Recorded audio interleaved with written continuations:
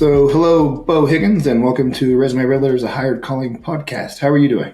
I'm doing great. Great to be here today. I'm looking forward to chatting a little bit. So, Beau, you and I don't know each other yet. This is my chance to finally meet you. I've seen you all over the place on Instagram and LinkedIn and all kinds of other media, and you always have a really creative and eye-catching jacket. I thought you'd have one today. I know I can't match him. I need to at least have. It's a little too hot in Tampa to wear a jacket today. I would have it on, I promise you, but a little warm. It's like 95 and sunny, so yeah. Where you say you are? Tampa, Florida. Tampa, Florida, 95 and sunny. It's pretty. It's already summer over there for sure. It is. The tide has turned, and it's not coming back till October probably, but it is what it is. So, Beau, it looks like most of your career was spent in special operations in the Marine Corps. Is that accurate? Well, that was kind of the later part of my career. So I was 25 years in the Marine Corps, started off as a signals intelligence officer. And later in life, I did a tour at SOCOM from 9 to 12, but had been the commanding officer of a recon battalion in the Marine Corps, and until more later in life that I spend time on the soft side of things, but always in the intel, SIGINT. We did a tour at NSA, at National Security Agency, so was always in and around that space. But more later did I get kind of fully invested in the soft side of things. Okay, so what year did you transition out of the Marine Corps? I got out in 2014, so 10 years ago next month, actually. It's hard to believe, but yeah. And did you come back in first then, or you stayed out?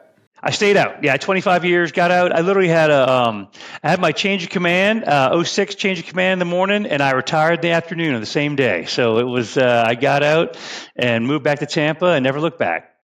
There you go. So your first job then coming out was custom cable. Is that accurate? Yeah, that's right. So, it's interesting. As I was leaving the military, I think like anybody, you don't know what you want to do. And I didn't have a resume. I mean, the last time I built a resume when I was, 21 or 22 working at a pizza shop in Charlottesville, Virginia. Right. So I think all of us are a little frightened by that transition process and didn't, I think for me, I knew some things. I think with anybody when you're transitioning, right? You have to figure out what you do want to do as much as you have to figure out what you don't want to do. And I knew I wanted to get back to Tampa. We had been stationed here before our last tour in Camp Lejeune. I knew I didn't want to get into the government GS side of the house and kind of go back into that. I wanted to get into what I loosely titled operations, but didn't know what that exactly meant. But I did have I was able to tighten my shot group up by focusing on being in Tampa, not government, and then just start talking to people. And my first job was at Custom Cable, small company that manufactured, installed fiber optic cable. And again, it was through a friend. I think everything is networking is so important when you're going out there and trying to find a job. And that's what it is. Just started talking to people, and one thing leads to another, and kind of get your name in play, and talk to this company that was looking for an ops guy to come in there and help them, a small company of only 200 people, and that's kind of where it all started, post-Marine Corps. Yeah. So did you use any veteran service organizations for transition support whenever you got out? Or what does a retiring colonel do for support? I didn't. I guess I went through the TAP program, at Camp Lejeune, North Carolina, and they had an executive class as well that I went through Camp Lejeune. So I did go through the TAP process, but I did not use Hire Heroes USA or Hiring Our Heroes or any of those kind of service providers at the time. I didn't really. They were there. I mean, this is 10 years ago, so a lot of those were kind of just getting their feet under them.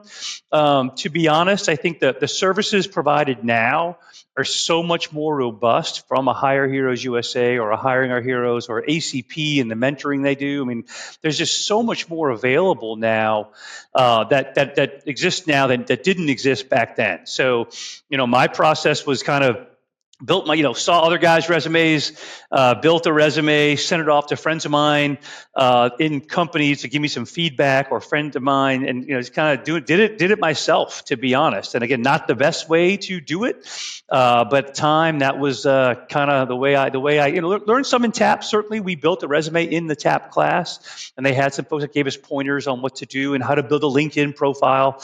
All that was part of the TAP process, but did not use any third-party providers to make that happen. But you came out knowing pretty much what you wanted to do going into operations, and you found a role doing what you wanted to do. Did you do a lot of soul searching for am I doing the right thing? It sounds like you've carried all the way through it. So Yeah, here's what I honestly, I really enjoyed the transition process, and I think I tell this to anybody. It's what you what I suggest to anyone to do as they're getting out, or a year prior or 6 months prior to getting out, is just start talking to people, right? Reach back to your high school buddies, your college friends, your neighbors, your relatives, your siblings, whatever it is, and just start having conversations. Because I think what happens in the military is we tend to get institutionalized, right? You go inside the walls of this amazing entity, whatever service you're in, but you get defined by your rank, by your uniform, and you know how to get things done. You know how to function in that world. You know where your place in that world very well, right? And to leave that can be scary. So, be able to talk to people and just understand what they do. And understand what it means, like, to call up a buddy of mine that was in commercial real estate. I'm like, all right, Jim, what do you do in commercial real estate? I get it. You sell buildings, but what's your day-to-day job? I had no idea what my friends that worked in Wall Street or commercial real estate, or as a sales rep, or whatever it was. Just start talking. Like, hey, I'm getting out. I don't really want to know what I do. I'd love to hear more about what you do. And I think people are always happy to talk about what they do and share. And I think especially for a veteran, they want to kind of know what I did, because they have no idea what I did. They had their vision of what I did in the military is probably different than what they thought, or I thought they did in the real world. So just talking to people, which helps you kind of figure out what you don't want to do, right? I mean, that's a big part of it, like I said before.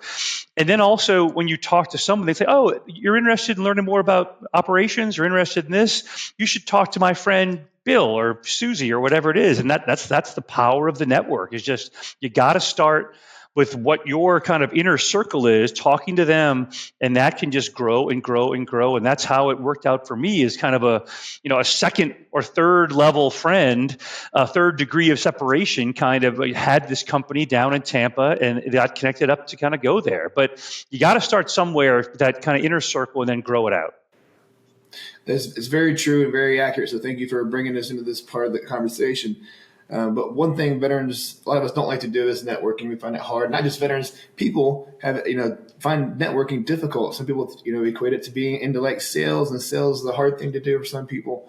But the Honor Foundation has a cup of coffee list, and anybody on that list will meet you for a cup of coffee and at least talk about their role. And from my research, that has a lot of great impact. And do you know of anything similar to that that's more global outside of the Honor Foundation, where people can go and say, who can I talk to in this space, and just have a conversation over coffee about what this role entails? Yeah, and I'm an Honor Foundation mentor, so I love the Honor Foundation. Great resource. I think ACP, American Corporate Partners, does a great job. They're more of a long-term mentorship process, and they have what I call a Match.com algorithm, right? You go in there, you enter in kind of what your background is, what you want to do, what your rank is, and they will match you to a mentor for a year-long kind of mentoring process. And I love being a mentor within ACP. You can go to Veterati. Veterati is another great resource for veterans that are getting out, to find people like them, just to have conversations. Because you're right, it can be a little intimidating, I think, for people to network, and people think networking is a dirty word, but it's not.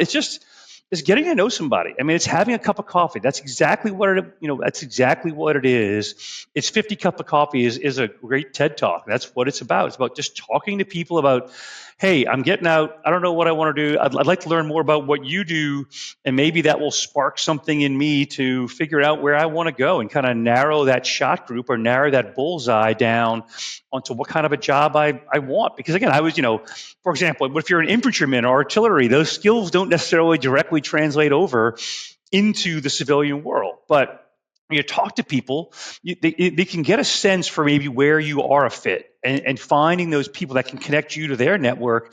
So again, I think I always tell people you can't be afraid to talk to people, and you have to be able to tell your story.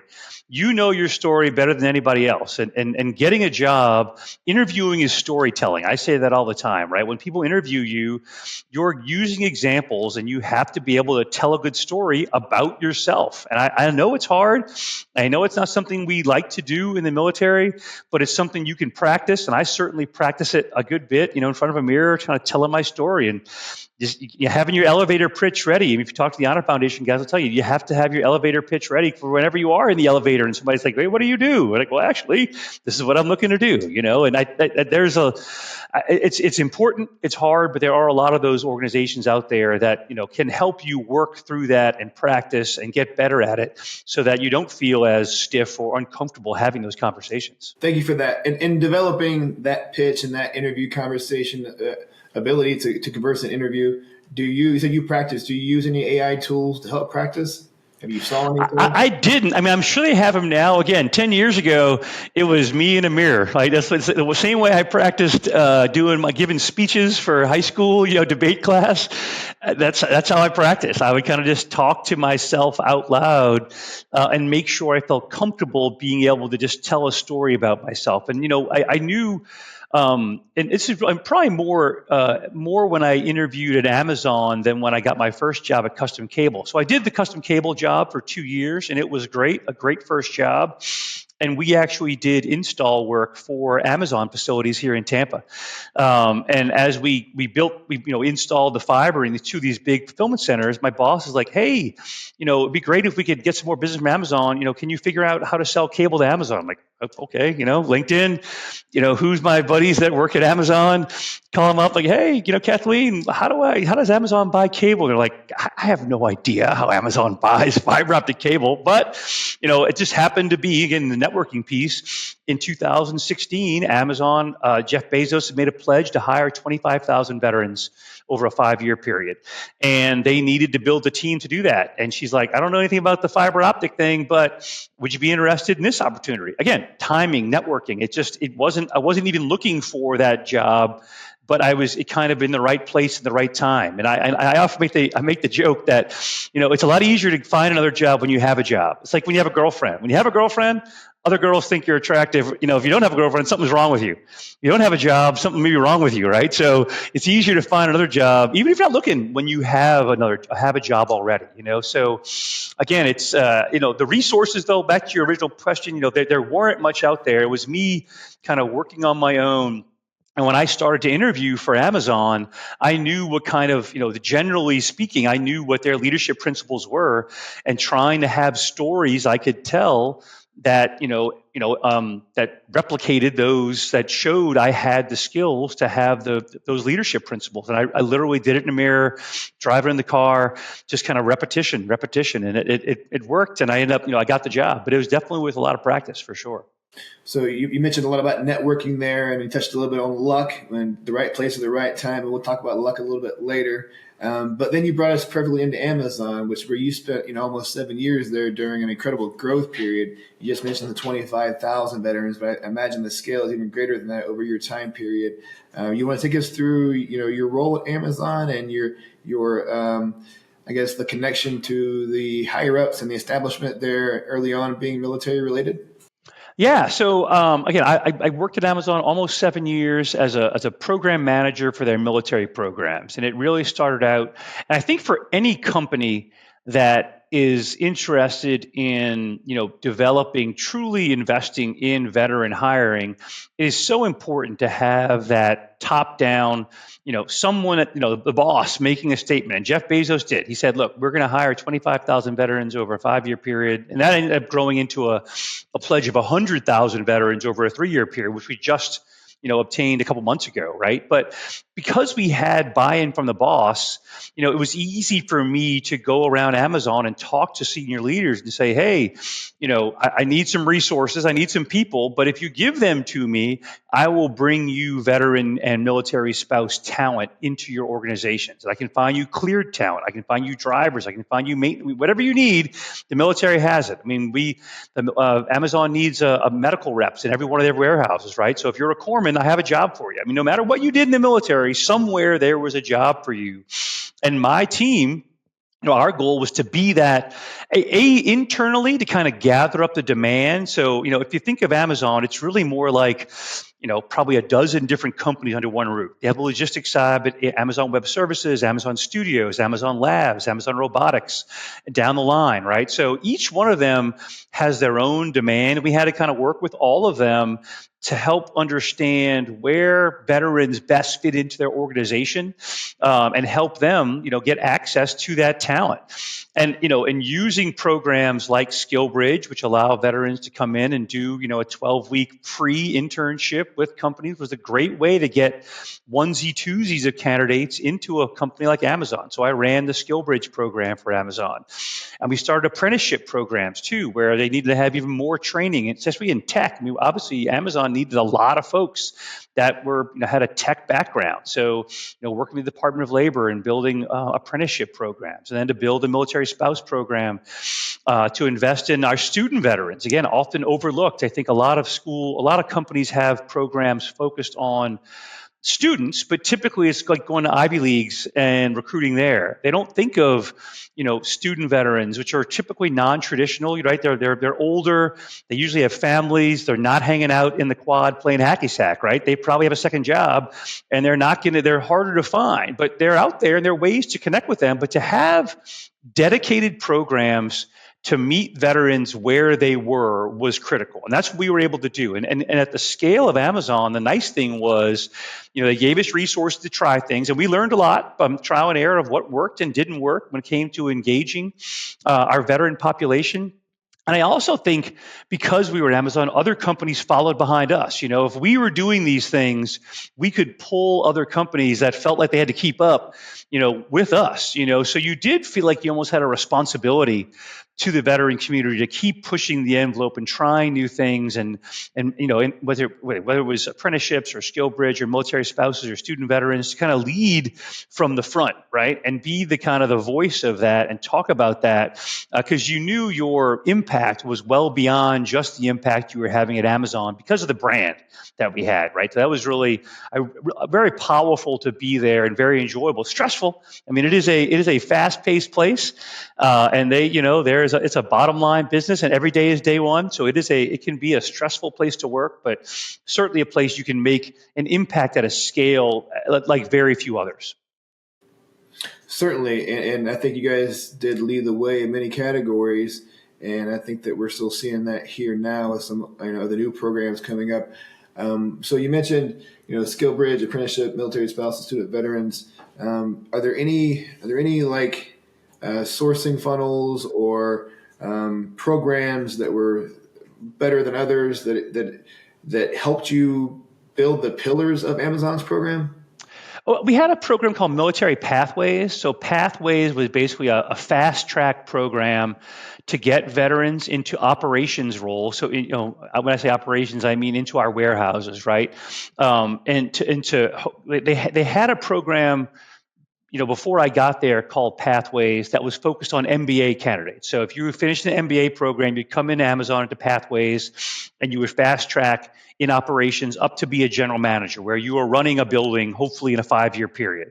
Well, we created and got approval for military pathways. So instead of just MBA candidates, we had veterans coming out that would get in this program and fast track you into, an operations leadership role. So yeah, that became one of our kind of pillar programs, certainly within the community, that people knew about. Now, again, you could get into operations without Pathways, but Pathways certainly was probably the program we were most, I'd say, proudest of. But it was one that got a lot of traction for us, because it was only focused on hiring veterans into it, right? And I think that's a lot of the things we did. We were always trying to carve out jobs for veterans, or military spouses as well. I think that's another thing we did a good job of was trying to find, you know, roles that matched up with what military spouses wanted. So portable, remote, those type of jobs. And I think we started off with military spouse. We just opened up kind of some random jobs. We realized, hey, spouses are different than veterans. They have different requirements. We need to go and talk to,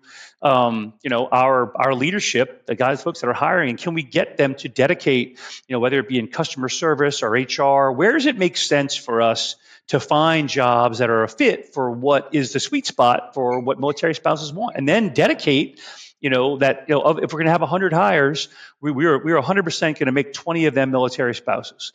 And we did similar things on the AWS side, on the tech side. We have internship programs, apprenticeship programs that are solely focused on bringing in veterans, right? So that to me was the key, was being able to have those business units allocate, a percentage, whatever, 5, 10, 15, 20% of certain roles to veterans. Because when you had that, then you were onto something. Then it wasn't like you were just competing. Like in the big picture, it was only veterans, right? So you had, a direct pipeline for veteran or military spouse candidates, which made it a lot easier to go out there and market it, when you were on base trying to talk about the jobs that were available. Beau, about how many military specific recruiters did Amazon have when you worked there? Yeah, I think our whole military team combined, and I will say, we had probably a dozen or 15 program managers. And then they also probably had, 10 to 12 recruiters that were solely focused on veterans. Again, that's a blessing, right? That is way more than most, obviously. But again, we had a goal of 100,000. You need to have dedicated resources for that, right? So, that was very, very unique in the hiring space in general, to have dedicated recruiters focused on that, and Amazon still does. I mean, Amazon still does have, it's called the MVP team, or it was. I left but a year ago, but the Military Veterans and Pathways team, I think, is what it's called, and they just are, I think all of them are either veterans or military spouses, and all they do is, their only task is to bring veterans into, and they're focused on operations jobs, but AWS also has dedicated military recruiters. Michelle Mills is the person on the ops side that runs the MVP team, and then Nick Curry on the AWS side, supports the military team over there. So yeah, there are definitely dedicated resources specifically focused on bringing in veteran talent. And again, that's huge, right? I mean, to have someone that's not doing it just kind of as a nice thing to do. And I think that's what typically you would, in other companies, that's what you see, right? Someone, it's a veteran, they don't really have to hire a veteran. They kind of do it off the side of their desk, and they're doing it part-time. But if it's part-time, it can be no time, right? To be reality, it's nice when you have, specific goals that you're trying to meet, whether it's percentages or numbers, that are being reported back to the highest level. You have people that are being held accountable to hire veterans, and with that, then you have some. That's a real program when you have those goals and people being held to task. Vice just the apple pie and American flag is great. Yeah, we support veterans, but you have no resources really behind it. I mean, so having the resources is really key to me to having a true legitimate program. So, Beau, that's a big topic. In my dissertation, I covered that 99% of the businesses in the United States are small businesses, but the majority of companies that have veteran hiring programs are big businesses because they have the ability to put the resources forward to do that. And it's very tough. And you said it's a blessing. So how do smaller companies that don't quite have the same resources put some real teeth behind their programs, aside from, as you're saying, create metrics? And I believe that 100%. You got to put metrics. You got to measure what you're doing. Otherwise, you're going to fail, right? So besides putting the metrics in, what can small businesses do to get real about hiring veterans? I think there are a couple things you can do, and I think it's important for any company, no matter what the size, to make the business case for hiring veterans. And there is a business case for it, but not many people actually do a good job of actually selling it. So again, Skill Bridge program, it's free. right? You can bring a veteran in for 12 weeks and they will work for you when you get to evaluate them and they get to evaluate you. That 12 weeks, you can give a cost to that. That's 12 weeks of basically free labor, and you can put a number on that and saying, hey, I'm going to have somebody work for us for 12 weeks, with the goal of hiring them on the back end. Even if you only bring 1 or 2 people in a year, that 12 weeks of free salary is a number you can put to it to make a business case of why hiring veterans is better than non-veterans. If you have the ability, and depending on how big your company is, hiring veterans, you get the work opportunity tax credit. So there's a tax credit that companies get for hiring veterans, right? So again, most companies have no idea that they're eligible to get a tax credit for hiring veterans. Basically, if you're pulling a veteran from being unemployed and receiving an unemployment check to being hired, the government will give you a tax credit. And I know Amazon made millions of dollars because of the volume of people we hired into those programs. But again, if you can talk about, a dollar that you have goes a lot farther in hiring a veteran than a non-veteran. So I think if you can make the business case for hiring veterans to your company, it's an easy sell of why you should do it. Again, I get the reason, hey, veterans show up on time and work hard, and that's great. And that's, I'm never saying that's not important. But again, businesses are out there to make money. And if you can show them that there is a true bottom line cost and opportunity cost, that you are making more money, that your dollar for hiring veterans goes farther because of programs like SkillBridge or apprenticeships that are paid, or for the work opportunity tax credit, it can be an easy sell for why you would actually dedicate even limited resources to bringing veterans on into your company. That's a great point. If you think about the resources that are available for the average veteran with no disability rating or whatever else, capture all those numbers, bring them, show those as $1 invested with the ROI with whatever's out there. That's a great way to look at it, Beau. So you said you left Amazon about a year ago. As you grew that program, talk me through like the change in the scale over the years. Like how did your own operations change when you were pivoting and trying to bring in more people, to hire more people, and to build this impressive organization? Yeah, I mean, obviously, the more you grow, the more people you need, right? And I think we saw that. I had a dedicated program manager that just owned SkillBridge. I had a dedicated program manager just focused on military spouses. I had a dedicated program manager just focused on our events, supporting either in-person or virtual events, right?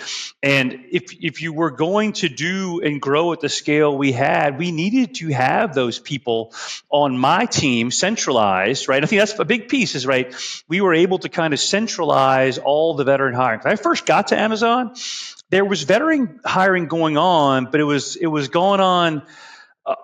Some of it's serendipitously happening, like veterans getting hired with no plan to hire veterans.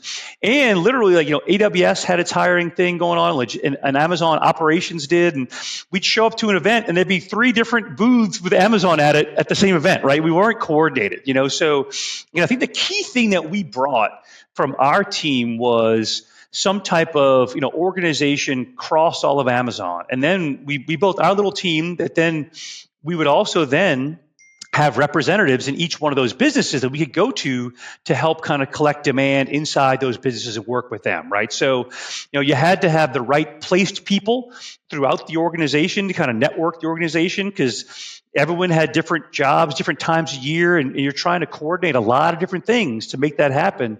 But again, for me, the key was just having the right people in the right places across the organization. And then on my side of the house, being able to kind of project, okay, for next year, where really what I always thought about it was, how am I going to solve an Amazon problem? That was kind of my lens is, hey, what is Amazon having a problem with? I want to solve an Amazon problem. If I can solve an Amazon problem with veteran or military spouse talent, it's more likely I'm going to get funded, So don't just go hire people that are easy to hire. Go find the people that are hard to hire that Amazon has a problem with, and then it's easy to ask for more resources and more funding because you're fixing an Amazon problem. And that was really the kind of the way that if you think of it that way, you're gonna stay on track. Thank you for that, Beau. I want to take you back. Earlier you said about Amazon being a stressful role, And I know a couple of guys who are very talented veterans who I went to school with, had their MBAs, and they can attest to be having a lot of stress at Amazon. They spent a couple of years in one of those programs, but they are all alive and well and healthy now. We're seeing on the news right now, Leo Lucanus III, Green Beret Army guy, worked for Bank of America and passed away suddenly. They're giving it natural causes, but everybody's associating it with 100-hour work weeks there. And it's kind of intense to think that, again, he's an Army Green Beret, comes out of a very hard job, goes into doing a banking job to where he's working 100 hours a week. What are your thoughts on this situation? Well, here's what I'd say. I think, when I first got to Amazon, I probably undersold how hard it was. I'm like, oh, I did it. Any veteran come in here and be successful. And over time, though, I really kind of I was very blunt about it. Like, look, if you did 20, 25 years in the Marine Corps, military anywhere, 30 years, if you're looking for something that's a little less, lower pace, then don't come to Amazon, right? But if you still want to get in there and roll the sleeves up and turn the wrenches every day, there are great opportunities here, but this is what it is and this is what it's not. So don't get here and expect that, it's going to be something different than what it is, And I think, look, I retired as a colonel. I think, a lot of times more senior folks think they're going to come in and they're going to be decision makers and sit back and, oh yeah, it's I'll take COA 2 and, sign the warrants and promote people. I mean, it's not that. You as a senior person are writing papers yourself, right? You are in the heart of it every day. And I think the other thing that you don't maybe appreciate that you had in the military is there's no white space. Like you have to make your own time, right? You have to be really just very, very hard about making your own time because, in the military, we would work really hard. You deploy for, 3 months, 6 months, a year sometimes where you were day on, stay on, right? But when you got back, you typically had, a month off.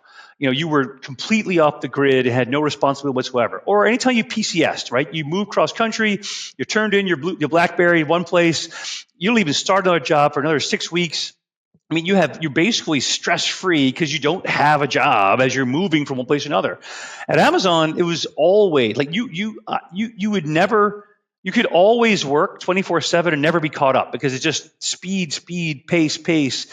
And you have to be just good at managing your time and saying no and saying, hey, I'm blocking these hours a day for mental health or for this. And Amazon's cool with that, but they will also let you work yourself as hard as you want to, right? So you have to be able to self-regulate your clock. And I think that's a challenge for some veterans where they feel like I'm just gonna keep grinding. I'm gonna keep grinding. I did it in the military. I can just drink more coffee and I will, I'll get there eventually. Where's the, Jolt Cola, and, just keep on rolling.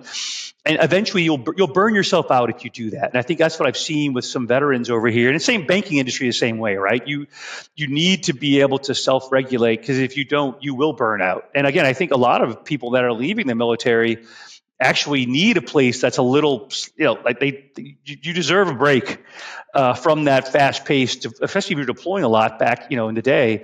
And Amazon's not going to give you that. But again, I think it's great for certain people. You just have to go into it knowing this is what it is and this is what it's not. If you expect something different, then you're going to be disappointed. And I think every company has its culture. And I talk about that to transitioning veterans all the time. Like, look, make sure. A job is a job, but the culture of the company is what really matters. You're going to stick around because you align with the culture. And a JP Morgan is very different than an Amazon, is different than a J&J, is different than a, Oracle, right? They're all different. They all have their own culture, and culture matters a ton if you're planning on being there, making a career of it, and finding people that are like-minded like you. And people don't. I think they think about, I'm just getting a job, it's a paycheck. That's a horrible approach because you'll probably not be there for a long time if you just pick it for the paycheck and not really understand that you're a fit for the culture. Thank you for that. And it's a very big problem for veterans transitioning is that, we're getting out of the military, especially enlisted, trying to find a job. The enlisted leave the forces less likely to have employment than officers do. But then there's no really what is the best way to learn about an organization's culture when you're going full speed trying to get a job, and culture may not be your number one priority, getting a paycheck is, but is there any way that you've learned, that you've seen, that you can learn more about a culture besides reading a mission statement or a value statement and believing it says? I think the key is, it's how are you approaching your job search, right? Again, now, I'll tie this back into what I'm doing now. So I work now for a company called Oplign, Oplign. Oplign uses AI, really machine learning, to match veterans to jobs. And again, I think it's a tool. It's a free resource for any veteran, any military spouse. And we use that tool a ton at Amazon to help us find veterans. And now I work for Opline, as amongst other things. They're one of the companies I work for now. And again, that tool allows a veteran to go in, enter his rank, MOS, years of service, and it will match them to companies that have open jobs. Now, many of those companies may be companies they've never even heard of, right? They may be small companies or just companies that are kind of off the beaten path. From once you actually though see, oh, there's a job at J&J that apparently I'm a fit for. I didn't know they needed maintenance people at J&J. Well, then from there you can network out and hopefully find a buddy of yours or a friend or a researcher. That's where networking comes in, right?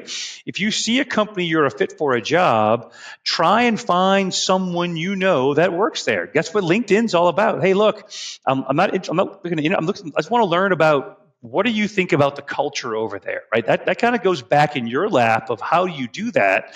To me, it's about trying to find a buddy that'll give you the straight up truth about what it's like to work there, and that's how you find out the culture. In my mind, is talking to somebody that you trust or a friend of a friend that you can say, hey, give me the scoop. What's it really like? I'm looking for something like this, and trying to figure it out that way. That more than reading a mission statement, it's about talking to a friend or a friend of a friend that can give you the God's honest truth of what it's like to be there.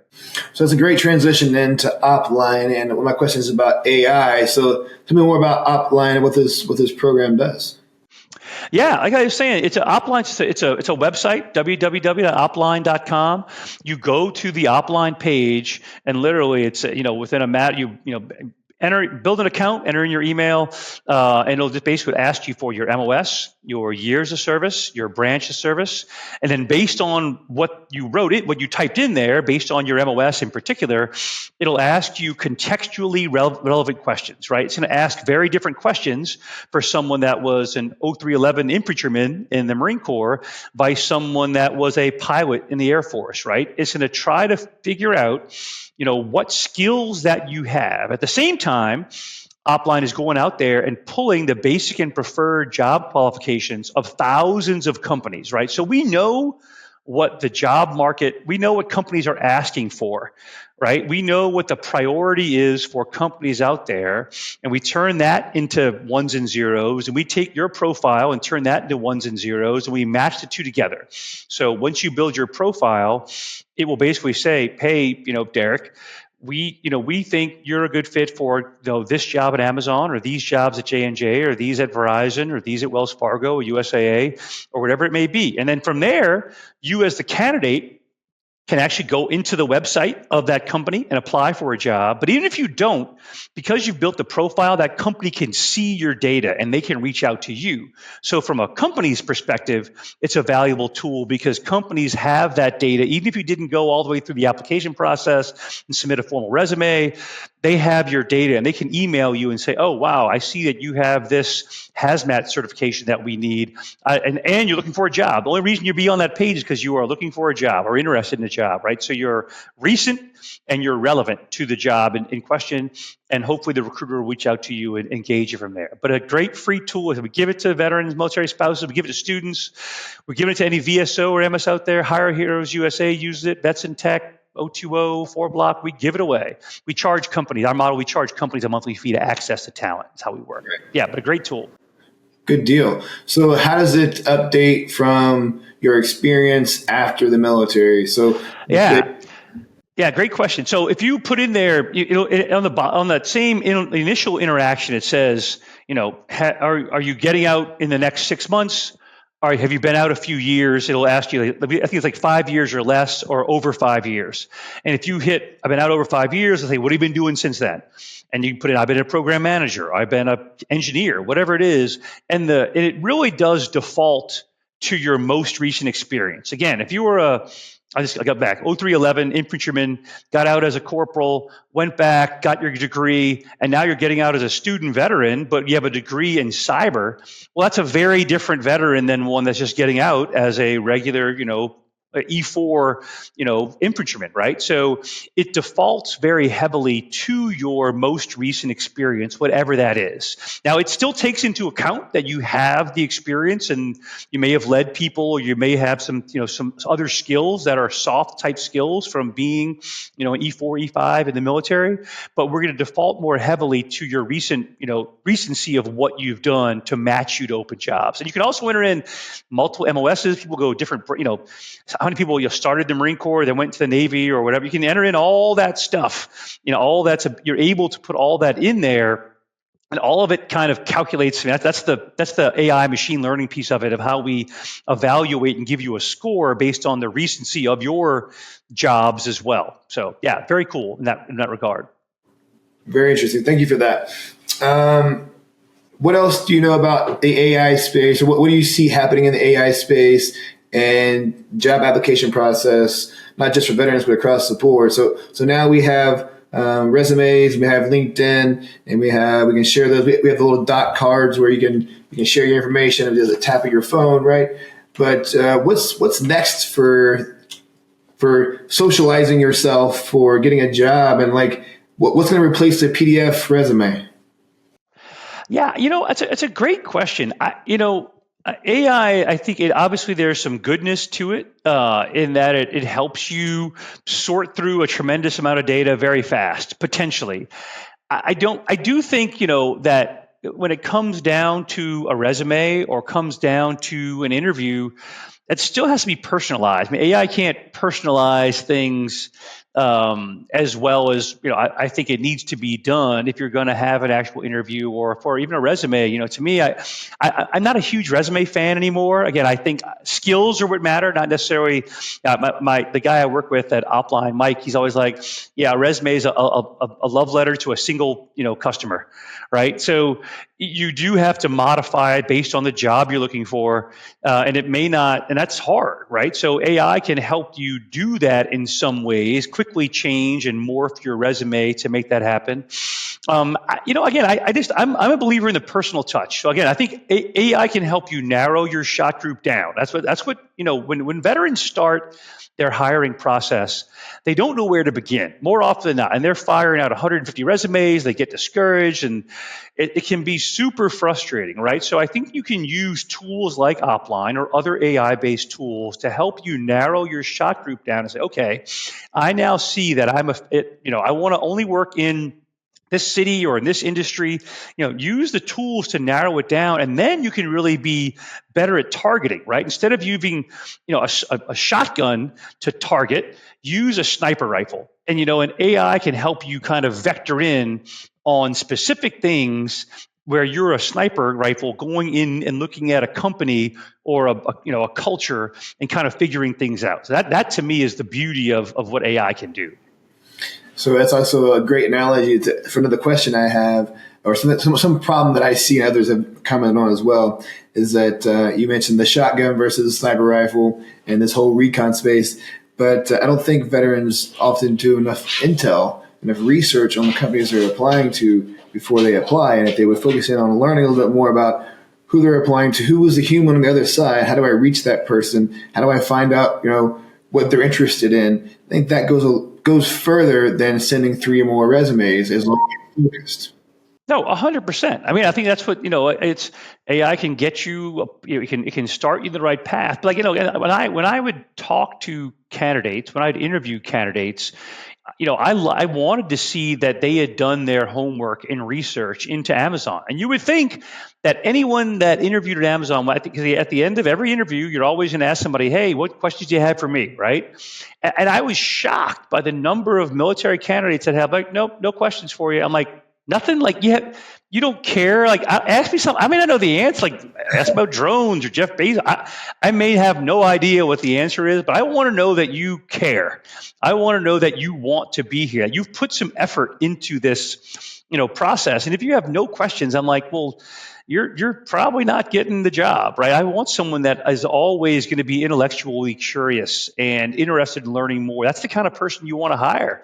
And if you don't have any questions, I'm like, I'm probably not the person that's going to be a good fit for at least Amazon. Not going to be a good fit. But yeah, I agree. I think that personal connection is so important. If you can, again, that helps you get your foot in the door. If you can connect on a college football team or I don't know, something, high school, where you from, like that connection, maybe help you have a conversation with somebody, do your homework. Don't just show up unprepared. And I saw a lot of veterans that showed up unprepared to interviews, unfortunately. And it's a sad fact, but yeah. So yeah, that is true, and you hit on lots of points there. And so besides showing up unprepared and not doing any intel, what's the biggest hurdle you've seen in hiring these veterans? And sorry, before you answer that, so how many veterans do you think you've interviewed, round number? I mean, for specific jobs at Amazon, it was I think probably 300, but then I talked to and prepped thousands. I mean, I talk to veterans every week still about, just about to help them navigate the kind of ecosystem of, okay, you're getting out. How can I connect you to someone? What can I do to help you? So it's really, thousands that I've talked to over the years. And so with all of your experience, what are the biggest problems you see with veterans getting into the job through the resume and the interview process? I think from a resume perspective, a lot of times veterans almost make their military experience so generic. We have no idea what they're saying. Like, again, what I want to see as a hiring manager, it's about data, right? I want to see, and it's about what did you do? What hard skills do you have? And understanding, look, when you're applying for a job, there are going to be basic and preferred job qualifications that are listed for that job. I want you to make it clear to me as the recruiter that you hit those things right up in that very first paragraph. Say, if this job requires a clearance and 10 years of experience, say up front, hey, transitioning veteran with 10 years, PM experience and has a TSSCI with poly. Well, just answer all the things right there, because if not, the recruiter may miss it, right? I mean, if you're putting stuff on page 3 and just don't do the fluff, right? I want to get to the point fast. I want to know that you have the skills that I have very quickly, and that's on the resume part of it, and interviewing as well, right? I want to be able that you need to have tangible examples of things you've done to be able to show that you're going to be a fit for this role, right? I mean, another pet peeve of mine, but I ask the question often in interviews and official interviews. I'd say, hey, give me an example of the greatest failure you had in the military. And I had several, and this is, dozens of veterans would say, I never failed. I'm like, you never failed? Well, you're going to fail a lot at Amazon, so you're not a good fit here. You're going to, you just failed this interview and you don't know it, because I need people that fail and fail fast and learn from their failure, right? I think we have this zero defect mentality in the military where we have to say, I'm perfect. I'm like, no, you're not. It's okay. I don't need you to be perfect. I need you to learn from your failures. I need you to be able to pick up from that and, again, fail fast, learn from it. And, those type of things are. People don't think that veterans just don't think it through. They're very still kind of in veteran mode and not understanding the culture, of what the company wants is not exactly. They want some of the skills you have as a veteran, but they don't want you to be, you're not in the service anymore, right? They want someone that can use that in a different way. Yep.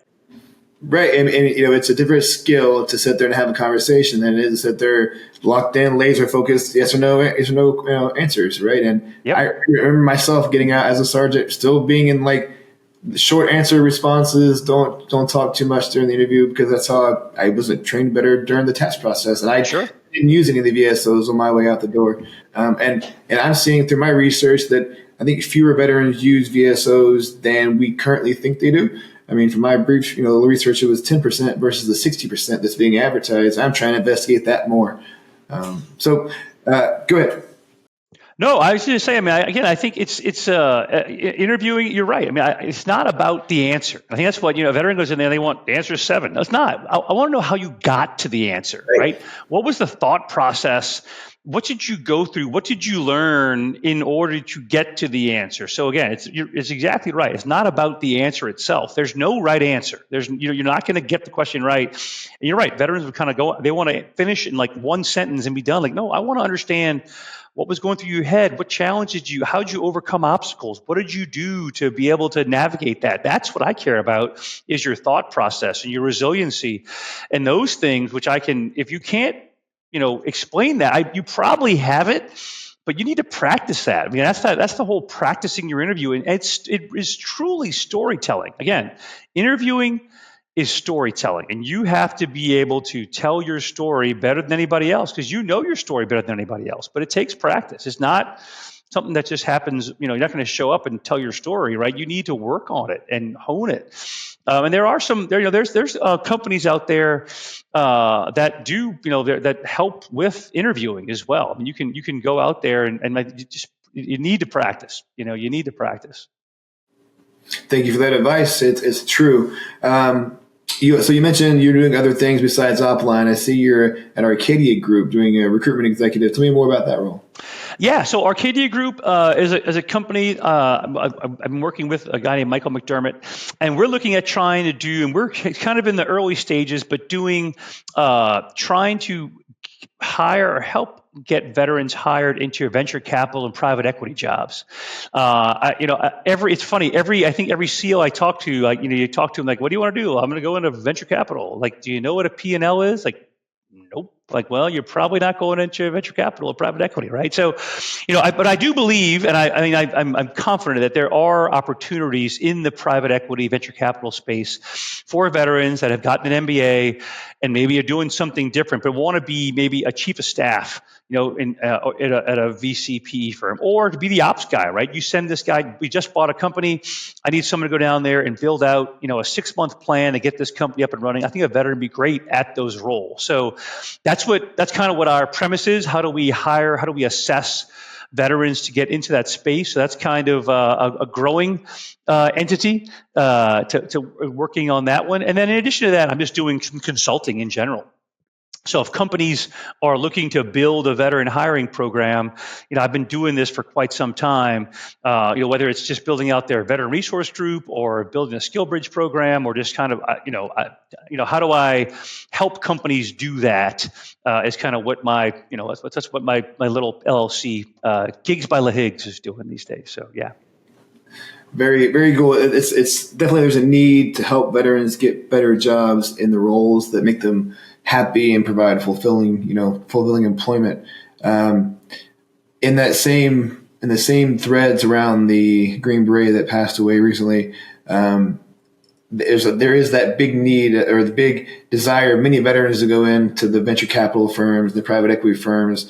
It's glorified to some degree through media and news, and there's a lot of great roles, a lot of businesses to go grow. How do you think it compares? How does that type of role compare to running a small business? That's a good question. Again, I'm doing my own thing, running a small business now, and I'm a different place, right? I have 25 years in the Marine Corps, and I'm retired from that. I am liking my new role because I just have more time to do exactly what I want. I mean, Amazon was great, but I had a team and a lot more time. And to be, where I'm running, I guess, my own LLC, small business, it's all on you.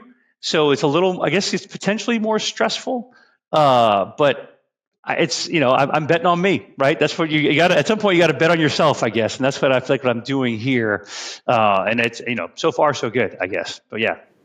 And if you're doing 100 hours a week, that's your 100 hours per week for your own 100 hour, for your own business, right? So it's some different kind of payback. Definitely, yeah. And again, it's all on you. I mean, how it's kind of you eat what you kill, right? So you can either work 100 hours a week or 20 hours a week, depending on where you're at and what you got to do. I got to pay for my daughter's wedding coming up next year, so I got to work a little more than I used to. So yeah. So Beau, I mentioned your jackets earlier in the here. So how many jackets do you have, Beau? That's a good question. I don't like to add it up. My wife doesn't need to know the exact number. I mean, I got somewhere probably in the 60, 70 range of jackets. I was deployed to Afghanistan for a year, and they had a bazaar in Kabul every Sunday, and they had these tailors there, and they made me some jackets, and I brought them back to the States, and I'd wear them out, and people were like, how do I get one of those? I'm like, you can't get one. It's a tailor in Afghanistan. It's not like he has a web shop So then I was like, I wonder if I can get these things made. So I sent off, or I posted an example of one of the jackets on Alibaba website, and I had 3 different companies send me samples. A guy from India, a guy from China, a guy from Pakistan, and guy from Pakistan had the best quality. And I've been making jackets for like 15 years now. Again, almost 20 years, I think. So it's a fun side hustle. It's not. I don't make any. I really do it. I have I think a batch of like 6 of them coming in this week or so. But it's all for fun. Diggs by Higgs, DIGSBYLEHIGS. Diggs by Higgs is the website. You can go check it out if you're interested in a comedy jacket. Any color combination, sequins, or plain, your college colors, your NFL colors. They're fun. They're good. For me, it was marketing. I wear them out, and people are like, "Oh, you're the jacket guy." So I became the jacket guy, which is I love it. Again, I wear them a lot, but I get a little warm today. But yeah. Yeah, I like them. I like the added, the flair it brings, the attention, and the purpose driven too. I was doing my MBA. Somebody came in and they had USC inside of their jacket, and you never have been able to find that anywhere. But that's a unique piece. There you go. I love it. Imagine you've already explored partnership deals with other organizations. I've talked a little bit to some folks. But it's it's nothing that I did. It's still I want to keep it fun and not work. So right. I think I'm leaving it as it is for now. Yeah. I totally understand that leaving it as this, so it remains fun, but it's interesting, and it's important for veterans to see that, if there's something that you enjoy, you can turn it into something bigger and greater than what idea you may have, and to think about outside the box of how what you're doing matters to other people, and how you can, leverage it for new experiences. Goes back into luck. How lucky do you think you are, Beau? Extremely lucky. I always say I'm the luckiest guy in America. I mean, my sergeant major told me I had a shamrock up my ass when we were in the Marine Corps. So, I think in some ways you make your own luck, but the right place, right time, work hard, have fun, take care of people, right? I send the elevator back down. People helped you get where you are. Anything you can do to help other people get where they want to go is what it's all about. And if you do that, things usually work out for you, is what I'll say. So, yeah. Would you say that increasing your communications with people you may not know increases your luck? Maybe trying new things increases your luck? 100%. Again, it's just you got to get your name in play and just get out there and find ways to connect, find ways to give back, find ways to support. I think the more you give, the more you receive. And I truly believe that. So, you connect with someone, you may not know why, may not have any real connection today, but who knows, 2 years from now, 3 years from now, or the number of people that I helped out at Amazon that now I'm like 3 years later, I forgot I helped them, and maybe they got a job, maybe they didn't, but at least you took the time to help them, and they remember that. People remember that, so do those little things add up to big things. No doubt about it. Yep. I totally agree. And so, Beau, this has been great for me, and I will be mindful of your time. We got about 2 minutes left. Anything left you want to share with us? No, I think you covered a lot of it. It's great to be here today. Truly enjoyed chatting a little bit about this. I mean, hiring veterans and supporting veterans is a passion of mine. So always happy to help out anybody that reaches out to me. I will give them my best advice and hope I can be of help. But I'm always happy to be that resource for people. So thanks again for having me on. Well, I appreciate you. We'll talk to you again soon. Sounds great.